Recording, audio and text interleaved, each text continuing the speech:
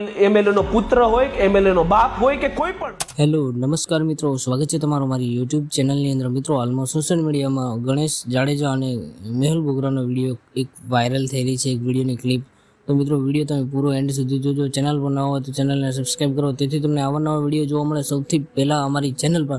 તો મિત્રો, ગણેશ જાડેજા શું કહે છે મેહુલ બોગરા વિશે, તો તમે આ વિડીયો પૂરો જોજો. આ વિડીયો જોયા બાદ તમારું મંતવ્ય કોમેન્ટ બોક્સની અંદર જણાવવાનું ભૂલતા નહીં કે તમે કોને સપોર્ટ કરવા માગો છો, મેહુલ બોગરા કે ગણેશ જાડેજાને. તો તમારું મંતવ્ય તમે કોમેન્ટ બોક્સની અંદર જણાવો. મિત્રો, આ વિડીયો બને એટલો મેક્સિમમ લોકોને શેર કરો, બને એટલો વિડીયોને શેર કરો, અને જે તમારું મંતવ્ય છે તે તમે જણાવી શકો છો. તો જોઈ લો તમે આ વિડીયો કે શું કહે છે ગણેશ જાડેજા મેહુલ બોગરા વિશે. મેહુલ બોગરાને તમે બધા મિત્રો ઓળખતા હશો, વડીલો અને માતાઓ બહેનો બધા એના વિડીયો જોયેલા હશે. મેહુલ બોગરાનું કામ જ્યાં શાંતિ હોય ને અશાંતિ સ્થાપવાનું કામ છે. આપણે બધા એના સાક્ષી છીએ.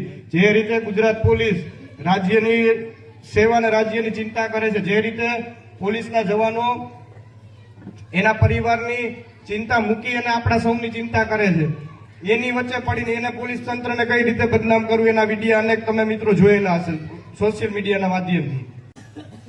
બીજી એક બેન છે જિગીસા પટેલ, બરાબર. મારા સંસ્કાર નથી કે કોઈ બેન દીકરી સામે હું બાયું ચડાવું.